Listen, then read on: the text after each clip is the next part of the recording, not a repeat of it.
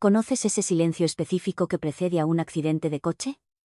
El momento en que los neumáticos pierden tracción, el chirrido aún no ha comenzado y la física simplemente toma el control. Así sonaba el aire acondicionado en la oficina de Javier.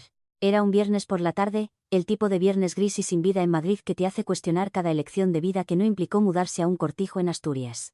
Estaba sentada frente a Javier, el CEO treintañero que usaba zapatillas que costaban más que mi primer coche y poseía una sonrisa que no llegaba del todo a sus ojos muertos de tiburón. Estaba recostado en su silla ergonómica de diseño, una silla que no sabía cómo ajustar correctamente, por lo que siempre parecía un niño atrapado en una nave espacial, y golpeaba un bolígrafo Montblanc contra sus dientes.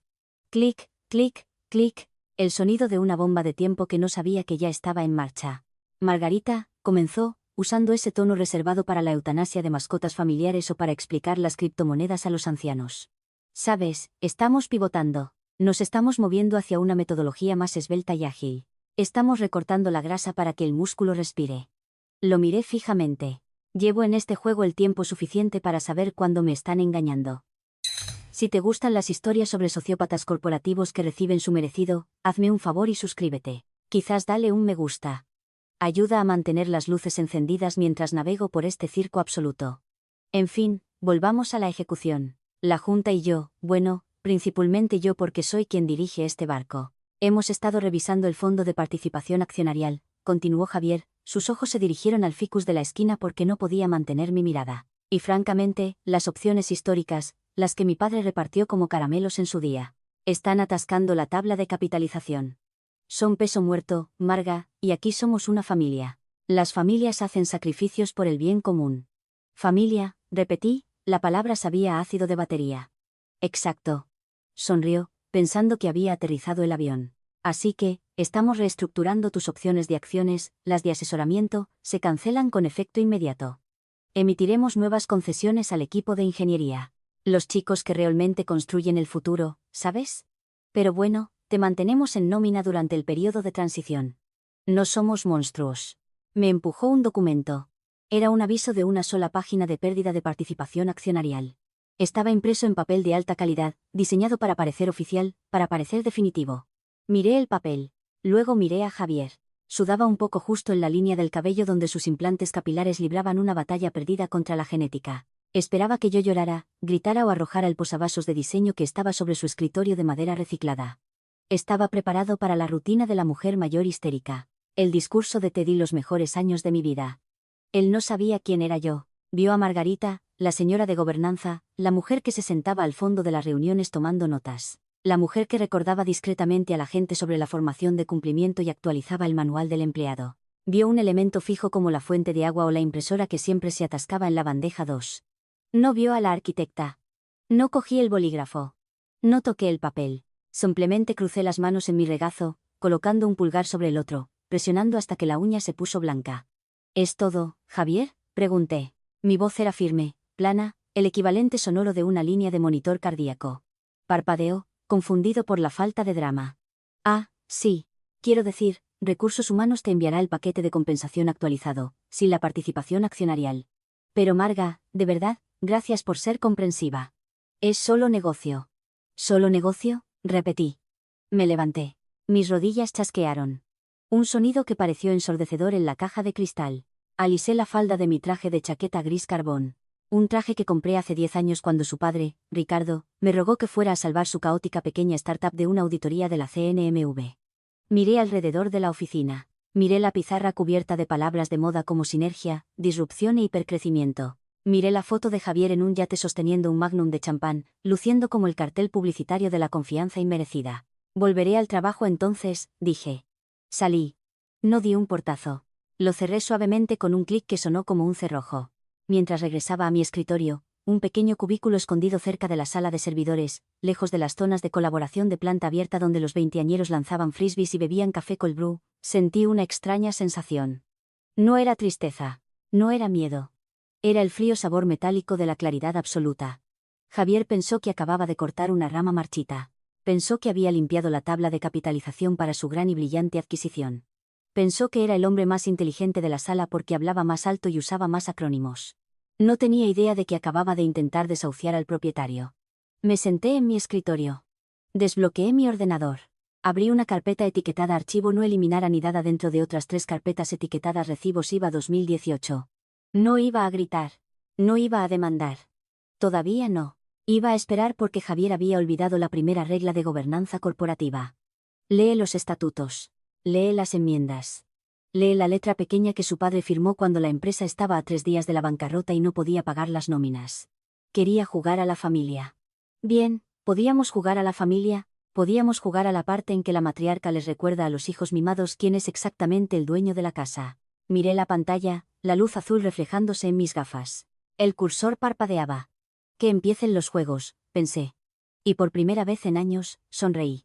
No fue una sonrisa amable. Fue la sonrisa de una loba observando a una oveja encerrarse en el matadero. Para entender por qué la pequeña jugada de poder de Javier fue tan inteligente como meter un tenedor en una tostadora mientras estás en una bañera. Hay que retroceder, mucho antes de los suelos de hormigón pulido y las máquinas de expreso que costaban más que un Seat Ibiza. A cuando esta empresa eran 5 personas en un sótano subarrendado en Vallecas que olía a humedad y desesperación, fue hace 12 años. Ricardo, el fundador, el padre de Javier, me llamó a las 3 a.m. Yo trabajaba entonces en una firma de rango medio, facturando horas y muriendo lentamente con cada revisión de documentos. Margarita, había graznado Ricardo, su voz sonaba como grava en una batidora. Estoy acabado. La CNMV está investigando la Serie A. Los inversores están retirando los pliegos de condiciones. No puedo pagar a los abogados.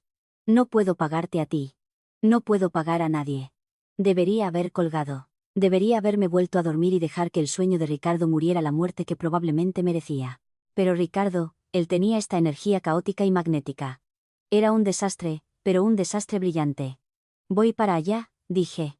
Cuando llegué, la oficina parecía la escena de un crimen donde el arma homicida era la burocracia. Papeles por todas partes, avisos sin abrir de la AEAT. Ricardo estaba sentado en el suelo, rodeado de recipientes vacíos de comida para llevar, pareciendo un hombre que había mirado al abismo, y el abismo le había entregado una factura de impuestos. Y ahí estaba Javier.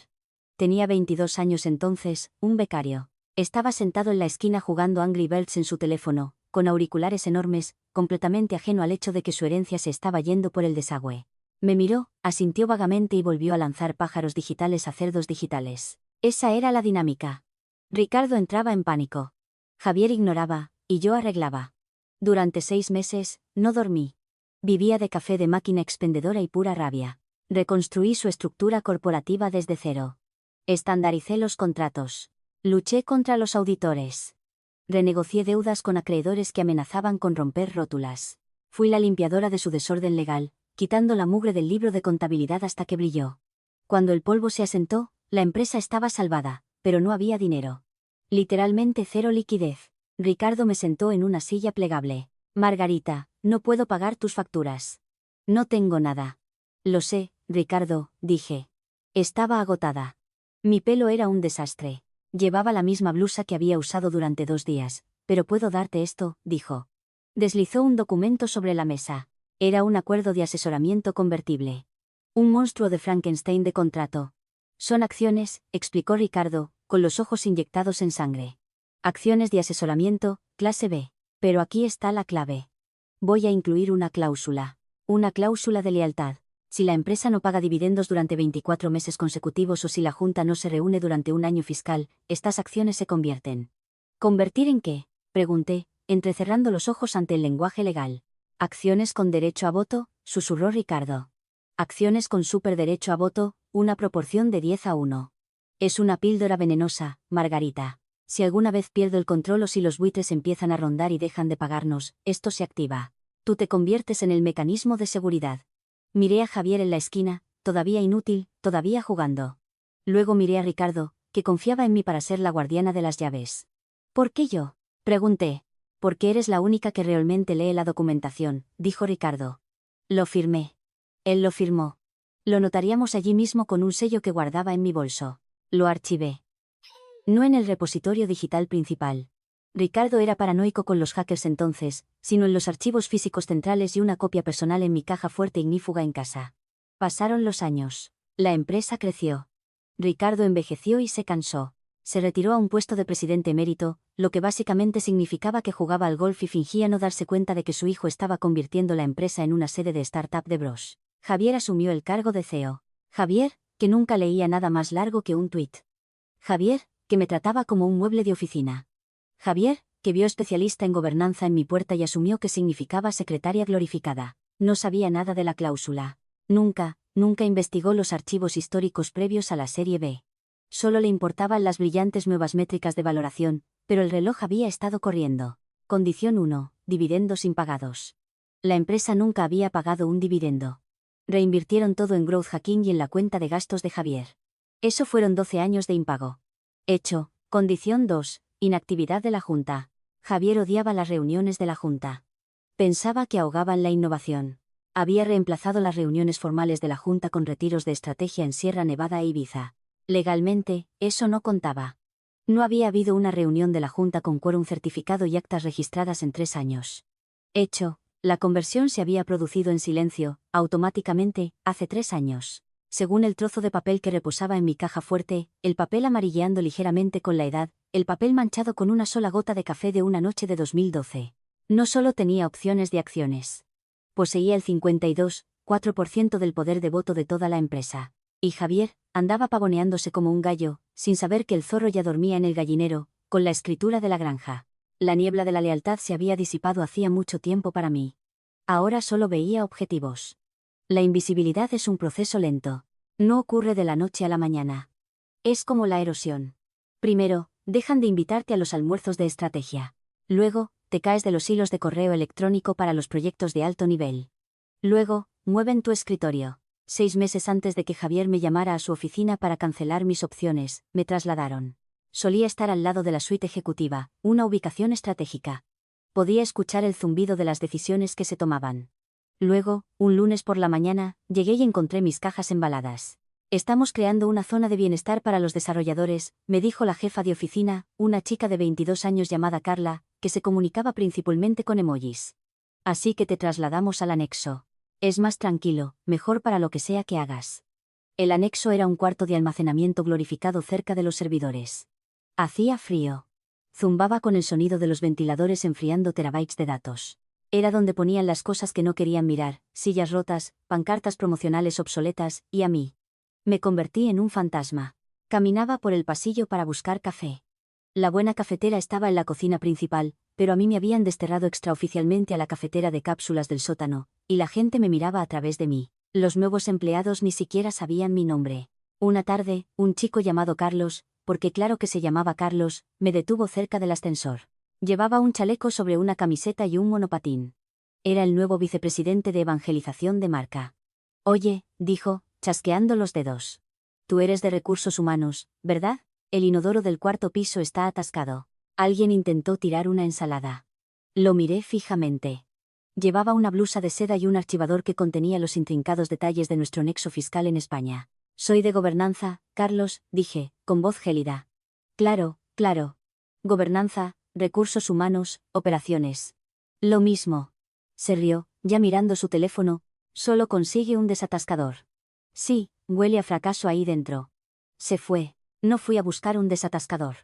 Volví a mi escritorio y añadí su nombre a mi lista mental. Carlos, VP de evangelización de marca, portador de chaleco, futuro desempleado.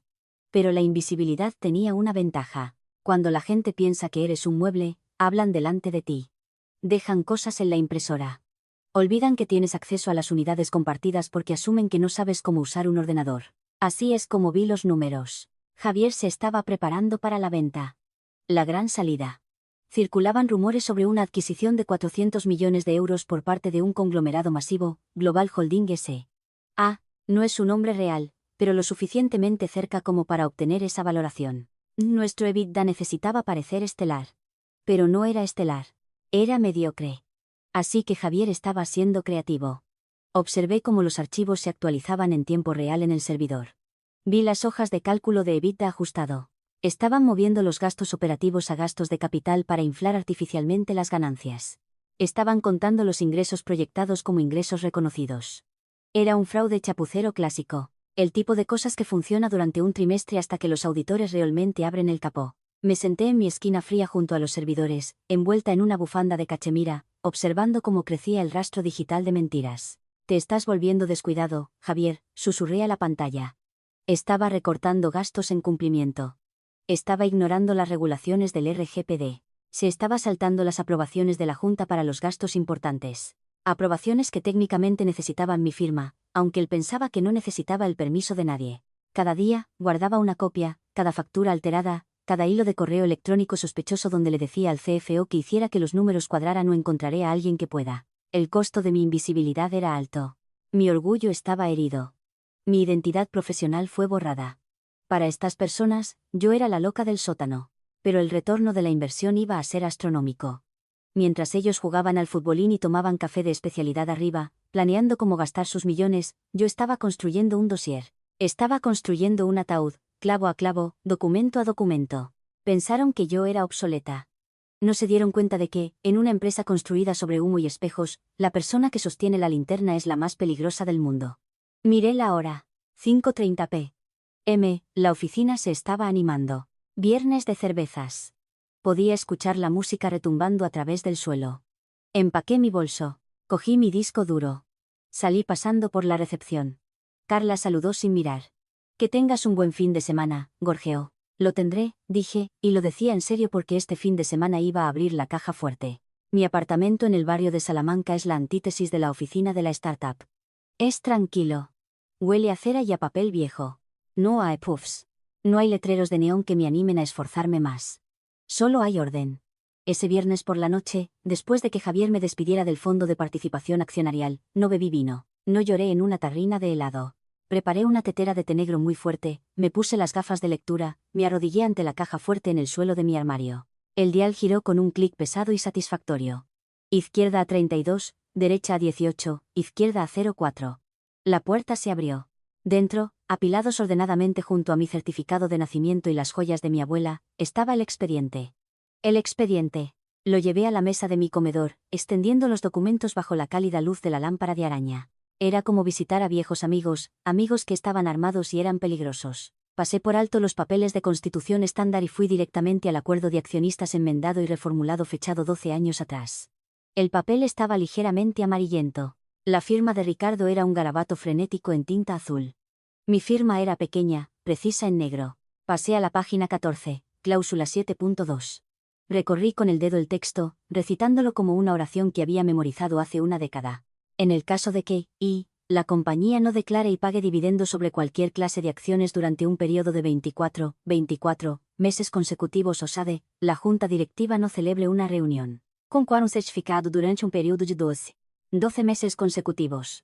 Las acciones de asesoramiento clase B en poder de la asesora, Margarita X, se convertirán automáticamente y sin necesidad de ninguna otra acción por parte de la Junta, en acciones de superderecho a voto a una proporción de 10:1. Cogí una calculadora. No la necesitaba, pero quería la satisfacción de los botones al hacer clic. Total de acciones en circulación, 10 millones. Javier poseía el 40%. Los inversores poseían el 40%. El fondo de acciones para empleados, el que Javier intentaba vaciar, 1.010%, mi concesión original, 1.010%. Pero las matemáticas cambiaban cuando la cláusula 7.2 se activaba. Mis 1 millón de acciones no solo permanecían como 1 millón. Tenían el peso de voto de 10 millones. El fondo total de votos ya no era de 10 millones. Eran aproximadamente 20 millones de votos, y yo poseía 10 millones de ellos, 10 millones de 19 millones de votos efectivos, el 52,6%. Me recosté en mi silla, el té enfriándose en la taza. Javier pensó que había cancelado mis opciones. No se pueden cancelar acciones que ya han adquirido derechos, se han convertido y han metamorfoseado legalmente en una participación de control. Podía dejar de emitir futuras concesiones. Podía despedirme como empleada, pero no podía despedirme como accionista mayoritaria, no sin una votación de accionistas. Y no podía ganar una votación de accionistas porque yo era el voto. Miré la fecha de la cláusula de conversión. La fecha de activación fue hace 3 años. Durante 3 años, había sido la propietaria silenciosa de la empresa. Había dejado que Javier jugara a ser CEO. Lo había dejado comprar su silla de diseño. Lo había dejado contratar a Carlos el patinador. Lo había dejado creer que era un dios. ¿Por qué? Porque la lealtad es un hábito difícil de romper. Porque Ricardo era mi amigo y Javier era su hijo. Y yo seguía esperando, tontamente, que Javier maduraría, que aprendería, que eventualmente respetaría la maquinaria que mantenía su motor en marcha. Pero hoy intentó borrarme, intentó robar la participación accionarial que me había ganado sangrando por esta empresa cuando él todavía estaba en pañales. Rompió el contrato social, así que yo iba a hacer cumplir el legal. Saqué un bloc de notas legal nuevo. Cogí mi bolígrafo. Empecé a redactar, no una carta de dimisión. Estaba redactando una moción para intervenir. Necesitaba cronometrar esto a la perfección. Si revelaba mi juego demasiado pronto, Javier podría intentar sabotear el acuerdo, quemar la empresa por despecho o atarme en litigios durante años. Él tenía la tarjeta de crédito de la empresa para los honorarios legales, yo estaba pagando de mi propio bolsillo. Necesitaba esperar hasta el momento de máxima influencia. El momento en que dar marcha atrás fuera imposible. El momento en que el cheque estuviera sobre la mesa y el bolígrafo estuviera suspendido.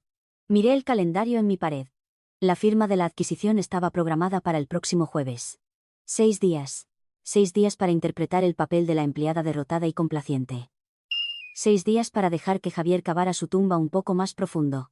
Tomé un sorbo de té frío. Estaba amargo. Me gustó. El martes, 2 días antes de la firma, Javier decidió organizar lo que llamó una reunión de la Junta Previctoria. No era una reunión de Junta Real, por supuesto. Las reuniones de Junta Reales requieren aviso, agendas y, crucialmente, que yo verifique el quórum. Esto era solo una reunión informal en la sala de conferencias con los 3 principales inversores de capital riesgo que estaban a punto de cobrar una gran suma. No fui invitada, obviamente, pero todavía estaba técnicamente empleada por mi periodo de transición, y los viejos hábitos son difíciles de erradicar. Además, la sala de conferencias tiene paredes de cristal, y el sonido viaja a través de los conductos de ventilación notablemente bien si sabes dónde pararte en la sala de fotocopias. Pero no necesitaba la sala de fotocopias. Entré directamente. Llevaba una bandeja con botellas de agua. Era humillante, sí, una mujer con un título en Derecho y 15 años de experiencia en gobernanza haciendo de camarera, pero necesitaba estar en esa sala. Necesitaba escuchar las palabras específicas que usaban. Marga, dijo Javier, su voz goteando con falsa magnanimidad cuando me vio. Llevaba traje hoy. Sin zapatillas. Se veía casi profesional si ignorabas la energía nerviosa que irradiaba de él como ondas de calor. Solo déjalas ahí. Gracias. Se volvió hacia los inversores. 3 hombres con chalecos de marca y zapatillas de diseño, el uniforme del capital. Así que, dijo Javier, señalando la presentación en la pantalla.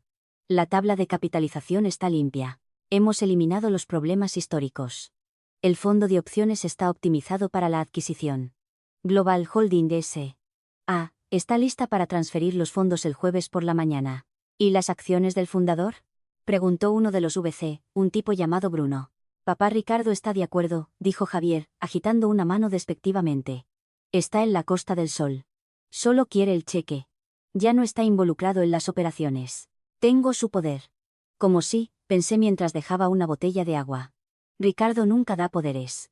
No confía en nadie. ¿La redundancia? Preguntó Bruno, mirándome brevemente. Se refería a mí. Yo era la redundancia. ¿Gestionado? Dijo Javier, bajando un decibelio su voz. Ofrecimos una generosa indemnización. La participación accionarial fue retirada.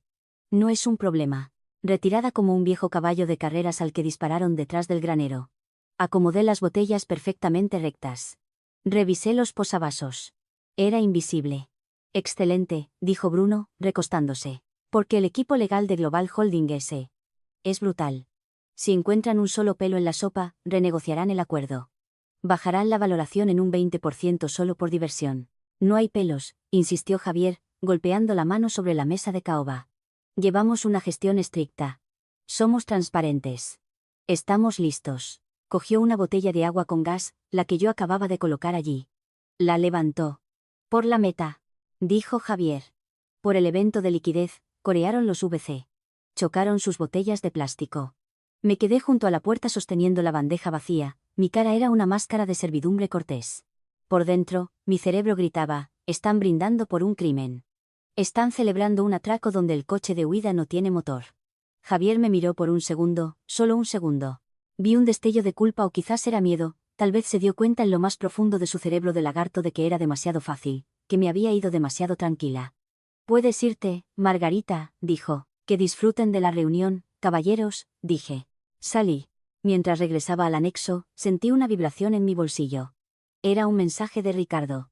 Ricardo, Margarita, Javier dice que te vas. ¿Qué está pasando? Me detuve en el pasillo. Miré el mensaje. Podría decírselo ahora. Podría hacerlo estallar ahora mismo, pero Ricardo era mayor. Si se lo decía por mensaje de texto, podría sufrir un ataque al corazón o, peor aún, podría llamar a Javier y gritarle, delatándonos, respondí, solo una reestructuración. No te preocupes, Ricardo. Me encargo de la documentación. Nos vemos el jueves, respondió. Odio estas cosas. Necesito que revises los documentos finales por mí. Sonreí. Ya los estoy mirando, Ricardo. Ya los estoy mirando. La fiesta previctoria estaba terminando arriba. Podía escuchar risas. ¿Qué se rían? La risa te vuelve descuidado. La risa te hace olvidar revisar el sótano. Miércoles, el día antes del fin del mundo, la sala de datos digital para una adquisición de 400 millones de euros es un espacio sagrado. Es un servidor seguro y encriptado donde la empresa le abre su alma al comprador. Cada contrato, cada demanda, cada acuerdo de empleado se carga para que los abogados del comprador lo destrocen. Todavía tenía mis credenciales de administrador. Javier había instruido revocar mi acceso para el viernes. Fue descuidado. Debería haberlo hecho el lunes. Inicié sesión desde el anexo. Observé las cargas de archivos provenientes de la carpeta del ordenador de Javier, tabla, capitalización, final, archivo, tabla, capitalización, VF, final, limpia, XLSX. Lo descargué. Lo abrí. Era una obra de ficción. Una hermosa y aterradora mentira. Ahí estaba. Fila 42. Margarita X, acciones 0. Estado, terminadas, perdidas. Realmente lo había hecho. No solo me había dicho que las opciones estaban canceladas, las había eliminado del libro oficial presentado al comprador. Esto ya no era solo un comportamiento de jefe de mierda. Esto era fraude federal de valores. Esto era ir a la cárcel, no pasar por la casilla de salida. Si Global Holding S.A. compraba la empresa basándose en la hoja de cálculo y luego yo aparecía reclamando el 52% de la propiedad, la demanda no solo llevaría a la quiebra a la empresa. Destruiría a Javier personalmente. Destruiría el legado de Ricardo. Miré fijamente la hoja de cálculo. Las celdas estaban ordenadamente formateadas en fuente Arial. Las mentiras se veían tan profesionales. Sonó mi teléfono. Era un número de Madrid. La abogada externa de Global Holding S.A., una firma conocida como Los Lobos. No contesté. Dejé que saltara el buzón de voz. Luego apareció una nueva notificación en la sala de datos. Solicitud del abogado del comprador, sírvase proporcionar copias originales ejecutadas de todos los acuerdos de asesoramiento de 2010 a 2012. Se me cortó la respiración. Estaban buscando el documento histórico. Javier subió un archivo 5 minutos después. Archivo, acuerdos, asesoramiento, consolidados, PDF. También lo descargué. Lo revisé. Había incluido mi contrato de empleo original, pero había omitido el acuerdo de asesoramiento convertible, el de la cláusula 7.2. Había seleccionado los documentos cuidadosamente. Estaba ocultando activamente la participación de control de la empresa. Me recosté en mi silla. El zumbido de los servidores sonaba como un canto gregoriano. Tenía una elección. Opción A, llamar a los abogados del comprador ahora mismo. Enviarles el documento que faltaba, frustrar el trato antes de que llegara a la mesa. Global Holding S.A. se retira. El valor de la empresa se desploma. Javier es despedido, pero la empresa y mi posible pago se queman hasta los cimientos. Opción B, esperar. Dejar que Javier firme la declaración de que los datos son precisos. Dejar que cometa el fraude por escrito con tinta. Luego intervenir antes de que el comprador firme. Si elegía la opción B, no solo estaba salvando a la empresa. La estaba tomando. Cogí el teléfono y marqué un número al que no había llamado en años. ¿Ricardo? Su voz era quebradiza, distante. Sonaba cansado. Estoy en el aeropuerto, volando para la firma de mañana. Javier dice que es un trato hecho. ¿Por qué siento que estoy cayendo en una trampa? Porque lo estás, Ricardo, dije suavemente. ¿Qué hizo? El filo volvió a su voz. El viejo Ricardo. Me borró, Ricardo. Limpió la tabla de capitalización. Está vendiendo la empresa sin revelar la cláusula de conversión. Silencio en la línea. Luego un suspiro pesado que sonó como un neumático desinflándose. El idiota, murmuró Ricardo. El idiota cegado por la arrogancia. Piensa que porque ignoró la cláusula, no existe. Va a firmar el contrato de compraventa mañana, Ricardo. Va a cometer fraude. No si estamos en la sala, dijo Ricardo. Necesito que traigas tu copia, dije. La de tu caja fuerte, por si acaso, la tengo, dijo Ricardo. Nunca viajo sin mi póliza de seguro. Reúnete conmigo en el vestíbulo mañana a las 7:50 a.m. La firma es a las 8. Margarita, sí. Acábale, pero salva la empresa. Construí esa maldita cosa con mis propias manos. Lo sé, dije. Por eso sigo aquí. Colgué. Me temblaban las manos. No por miedo, sino por la adrenalina. La trampa estaba puesta. El cebo había sido tomado. Ahora solo teníamos que esperar el chasquido. Jueves por la mañana, el día del ajuste de cuentas. El clima era apropiado. Tormentas eléctricas.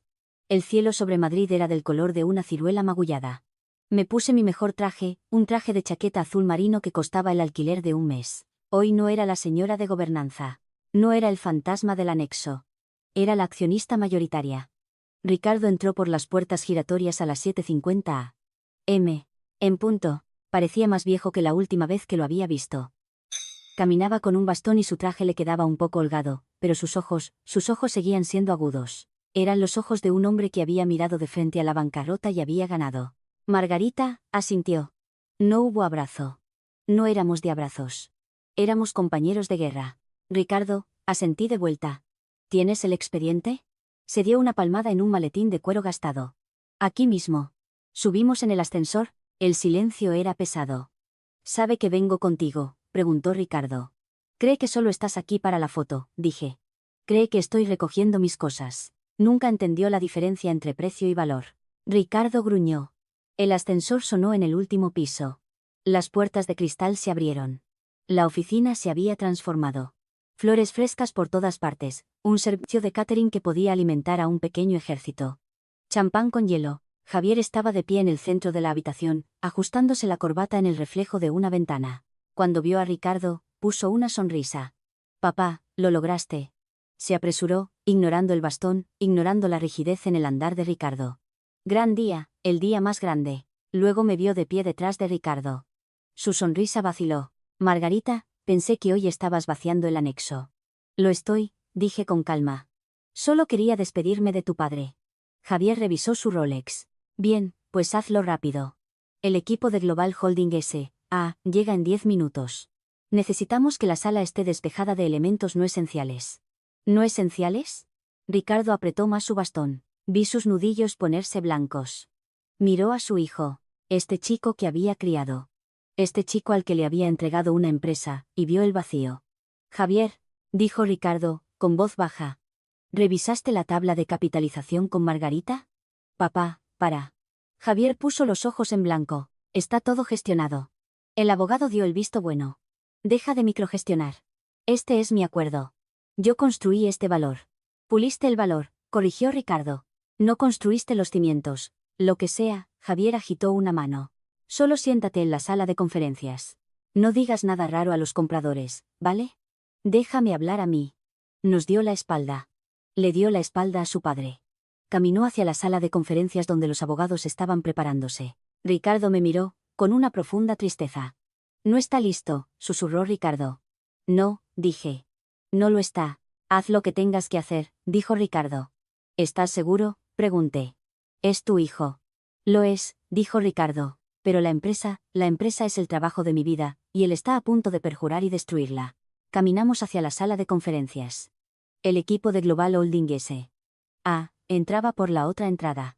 6 abogados con trajes de chaqueta grises, 2 socios, hombres y mujeres serios que llevaban gruesos archivadores. Parecían tiburones entrando en un frenesí de alimentación. Javier los saludó con una energía de chocar los 5 que estaba dolorosamente fuera de lugar. Bienvenidos, bienvenidos. Hagamos historia. Gorjeó Javier. Me quedé junto a la puerta. Esperé. Los jugadores estaban sentados. El escenario estaba listo. Era hora de darle la vuelta a la mesa. La mesa de la sala de conferencias era una losa de mármol que probablemente costaba más que mi educación universitaria. A un lado, Javier, flanqueado por nuestro nervioso asesor legal, un chico llamado Tomás, que tenía 26 años y claramente estaba fuera de su alcance, y Ricardo, al otro lado, los logos de Global Holding S. Yo estaba en el rincón trasero cerca del ficus. Javier me lanzó una mirada que claramente decía, sal de aquí, pero no podía montar una escena delante de los compradores. Me ignoró, esperando que me disolviera. La abogada principal de Global Holding S.A., una mujer con cabello gris acero y gafas que parecían poder cortar el vidrio, abrió el archivador principal. Su nombre era señorita Elena Navarro. Bien, dijo la señorita Navarro, su voz era nítida. Hemos revisado las divulgaciones finales. Tenemos las instrucciones de transferencia preparadas. Un acuerdo de 400 millones de euros en efectivo y acciones. Javier prácticamente vibraba. Ya estaba gastando el dinero en su cabeza. Sin embargo, la señorita Navarro hizo una pausa. Sacó una sola hoja de papel de su pila. Tenemos un último punto de orden interno con respecto a la tabla de capitalización. Javier se congeló. Sí, está limpia. Enviamos la versión limpia. Realizamos una búsqueda estándar en los registros corporativos españoles esta mañana, dijo la señorita Navarro. Solo una verificación de cordura, y encontramos una discrepancia. Existe una referencia a un registro en el registro mercantil y un acuerdo de accionistas histórico referenciado en las auditorías de 2012 que no parece estar resuelto en su libro actual. Un instrumento convertible clase B. Javier se rió. Un sonido nervioso y agudo. Oh, eso es historia antigua. Eso fue solo una cosa de asesoramiento para un antiguo empleado. Fue cancelado, ¿verdad, Tomás? Le dio una patada a Tomás por debajo de la mesa. Tomás saltó. Ah, sí. Retirado, perdido. La señorita Navarro miró por encima de sus gafas. ¿Tienen el acuerdo de pérdida firmado por el titular? Dimos aviso, dijo Javier. Es un estado de empleo a voluntad. Cancelamos las opciones. Las opciones son una cosa, dijo la señorita Navarro. Las acciones con derecho a voto son otra. Si este instrumento se convirtió, ya no es una opción. Es capital. Y si no tienen un documento de liberación firmado, tenemos un problema. La sala quedó en un silencio mortal. El aire acondicionado zumbaba. ¿Quién es el titular?, preguntó la señorita Navarro. Miró el documento. Margarita. La cara de Javier palideció. Abrió la boca, pero no salió ningún sonido. Di un paso adelante. Mis tacones hicieron clic en el suelo de madera. Clic, clic, clic. Todas las cabezas se giraron. Esa sería yo, dije. Javier se giró en su silla. Sus ojos estaban abiertos, aterrorizados. Margarita, ¿qué estás haciendo? Sal de aquí, lo ignoré. Caminé directamente a la mesa. No miré a Javier. Miré a la señorita Navarro. Soy Margarita, dije. Y no he firmado ningún acuerdo de pérdida. De hecho, no he firmado nada. Puse mi expediente sobre la mesa. Lo abrí. Esto, dije, señalando el documento, es el acuerdo de asesoramiento convertible original. Y aquí están los registros bancarios que muestran 0 pagos de dividendos durante 12 años. Y aquí están las declaraciones juradas que atestiguan que no se celebró ninguna reunión de la Junta entre 2019 y 2022. Miré a Javier. La cláusula 7.2 se activó el 1 de enero de 2022, dije. Mis acciones de asesoramiento se convirtieron en acciones con superderecho a voto clase B. No tengo opciones, señorita Navarro. Poseo el 52,4% del interés con derecho a voto de esta empresa. El silencio en la sala fue absoluto. Se podía oír un alfiler caer. Se podía oír la carrera de Javier muriendo. Eso es, gritó Javier, poniéndose de pie. Es una secretaria. Es la señora de gobernanza. No posee nada. Siéntate, Javier, dijo Ricardo. Su voz era tranquila, pero dominaba la sala. Javier miró a su padre. Papá, diles. Ella está diciendo la verdad, dijo Ricardo. Ella es la dueña. Siempre, lo ha sido. La señorita Navarro miró de mí a Javier a Ricardo. Luego cerró su archivador. Bueno, dijo, parece que la persona sentada en la silla del CEO en realidad no tiene la autoridad para vender esta empresa. Me miró, con una expresión de respeto profesional. Margarita, dijo. ¿Es usted la accionista controladora? Sí, dije. Entonces, ¿por qué estamos hablando con él?, preguntó, señalando vagamente a Javier. No tengo idea, dije. Saqué la silla de la cabecera de la mesa. La silla en la que Javier solía sentarse. Javier, dije, estás en mi sitio. Javier parecía como si le hubieran abofeteado. Miró alrededor de la sala en busca de aliados. Los VC estaban mirando sus teléfonos, enviando mensajes frenéticamente a sus propios abogados. Tomás, el asesor legal, estaba tratando de fusionarse con su silla. Ricardo miraba fijamente al frente, con el rostro ilegible. Esto es un golpe, balbuceó Javier. No puedes simplemente. Esta es mi empresa. Era tu patio de juegos, Rico Egi. Es mi empresa. Legal, técnica y moralmente. Esperé de pie. Javier, dijo Ricardo de nuevo, muévete. Javier se levantó. Temblaba. Agarró su maletín. Oirán de mis abogados. Esto es una trampa. Esto es gobernanza corporativa, dije. Adiós, Javier. Salió a toda prisa. La pesada puerta de cristal se cerró de golpe detrás de él. La vibración hizo temblar las botellas de agua. Me senté. El cuero de la silla todavía estaba caliente por él. Alisé mi falda. Miré al equipo de Global Holding S.A. Me miraban como si fuera una bomba que acababa de desactivarse sola. Señorita Navarro, dije, pido disculpas por el teatro. La gerencia anterior estaba confundida acerca de la estructura de capital, claramente, dijo la señorita Navarro, pareciendo divertida. Entonces, ¿dónde nos deja esto con el acuerdo? A Global Holding S. Ah, no le gustan las sorpresas. No hay sorpresas, dije. He revisado la hoja de términos. La valoración es justa. La tecnología es sólida. El único defecto era la representación con respecto a la tabla de capitalización. Deslicé un nuevo documento sobre la mesa. El que había redactado anoche. Este es un formulario de consentimiento del accionista. Como titular mayoritaria, ratifico la venta. Apruebo la fusión. La señorita Navarro lo tomó. Lo leyó. ¿Y los ingresos? Preguntó. ¿El desglose de la distribución? La tabla de capitalización anterior asignaba el 40% a Javier, dije. Esa asignación es incorrecta. Mis acciones tienen prioridad, hice una pausa. Sin embargo, dije, van a hacer un ajuste. El fondo de opciones para empleados, el que Javier intentó cancelar, lo estamos reinstaurando con cargo a mi participación. Los ingenieros, el personal de apoyo, la gente que realmente construyó este lugar. Ellos reciben su pago primero. Ricardo me miró. Sonrió, una pequeña sonrisa orgullosa. ¿Y Javier? Preguntó la señorita Navarro. Javier sigue siendo un accionista minoritario, dije. Recibirá su cheque, pero será destituido de la gerencia con efecto inmediato. Se le prohíbe formar parte de la junta de la nueva entidad. La señorita Navarro asintió. Sacó una pluma estilográfica. Podemos trabajar con eso, dijo. Durante las siguientes 4 horas, revisamos el contrato. No necesité a Tomás. Conocía cada cláusula, cada responsabilidad, cada esqueleto enterrado en la historia de la empresa porque yo fui quien los enterró. A la 1 p.m., firmamos. La transferencia bancaria se inició. 400 millones de euros. Mi teléfono zumbó. Una notificación del banco. Acompañé a Ricardo al ascensor. Lo hiciste bien, Marga, dijo. Solo leí la letra pequeña, Ricardo, dije. Nunca te perdonará, dijo Ricardo. Se le pasará. Y en Saint-Tropez, respondí, con su participación del 10%, podrá comprar mucha terapia. Volví a la oficina. El anexo parecía a 1.000.000 de kilómetros de distancia. Entré en la oficina de Javier, no, mi oficina. Miré la vista del horizonte de Madrid. La lluvia había parado. El sol se abría paso entre las nubes grises.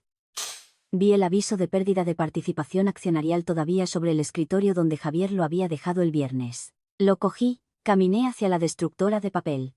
Se había ido. Me senté en la silla de diseño. Ajusté el soporte lumbar. Por fin me quedaba bien. Abrí mi correo electrónico. Envié un mensaje a toda la empresa. Asunto: actualización sobre liderazgo y adquisición para todo el personal de Margarita X, consejera delegada interina. El equipo, la adquisición está completa. Sus trabajos están seguros. Sus opciones de acciones están adquiridas. Aquí somos una familia. Y esta vez, mamá está a cargo. Vuelvan al trabajo. Cerré mi portátil. Tomé un sorbo del agua con gas tibia de Javier. Sabía a victoria. El verdadero poder no se anuncia. Simplemente se afirma. La discreta toma de control de Margarita en esa adquisición fue una clase magistral de estrategia. Nunca confundas el silencio de alguien con debilidad. La verdadera competencia a menudo tiene la máxima influencia. Gracias a todos por aguantar hasta el final. Nos vemos en la próxima historia.